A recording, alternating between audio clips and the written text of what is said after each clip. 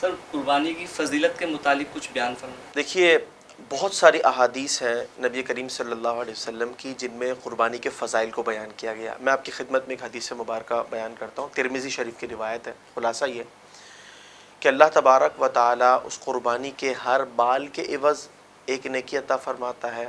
اور آپ سے پوچھا گیا یا رسول اللہ اون کا حکم کیا ہوتا ہے، یہ دھمبے وغیرہ کے اندر ہوتی ہے؟ فرمایا کہ اس کے بھی ہر بال کے عوض ایک نیکی ہے۔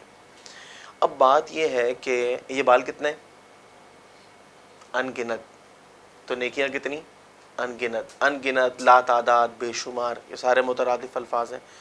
تو اس کا مطلب یہ ہے کہ کثیر رحمتوں سے انسان جو ہے وہ حصہ پانے میں کامیاب ہو جاتا ہے، بشرطے کہ نیت میں اخلاص ہو۔ وجہ یہ ہے کہ جب ریاکاری آ جاتی ہے، انسان کسی سے، مخلوق میں سے کسی سے کچھ چاہتا ہے عوض میں، تعریف چاہتا ہے، اور یہ کیا جانور، مزہ آ گیا، فلاں کا جانور بہت زبردست ہے، یا دل میں یہ خیال ہو کہ بس گزرنے والا دیکھے اور پوچھے کتنے کا لیا، پھر بولے یار کیا بات ہے۔ تو یہ جو چیزیں ہیں نا، یہ انسان کی نیکیوں کے اندر جو برکتیں ہوتی ہیں اس کو زائل کر دیتی ہے، ختم کر دیتی ہے، بلکہ بعض اوقات معاملہ ریورس میں چلا جاتا ہے۔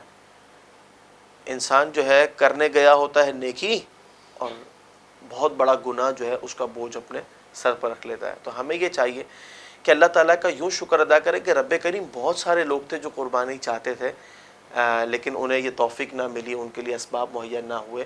بحمداللہ ہمارے لیے اسباب مہیا ہوئے، اچھا جانور ہم لائے، ہے نا۔ افضل اور مستحب عمل ہے۔ حضور علیہ السلام نے فرمایا کہ جو جانور فربا ہو اور اچھا ہو، مطلب خوبصورت ہو، اس جانور کی قربانی جو ہے زیادہ افضل ہے۔ حدیث کا خلاصہ یہ۔ تو اگر ایسے جانور کی قربانی کی توفیق اللہ تعالیٰ نے ہمیں عطا فرمائی ہے تو پھر ہمیں تو ڈبل شکر ادا کرنا چاہیے، اور بہت زیادہ اللہ تعالیٰ کی رضا کو طلب کرنا چاہیے کہ رب کریم اس قربانی کو قبول بھی فرما، مزید توفیق عطا فرما، ان کو بھی توفیق عطا فرما کہ جنہیں کی سعادت نہ ملی۔ تو یہ طریقہ کار ہونا چاہیے۔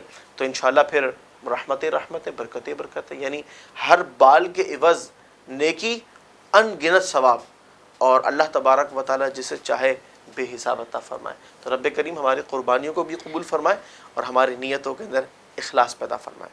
خلق السحاب وخلق الماء خلق الشمس في الفضاء سبحان خالق الحياة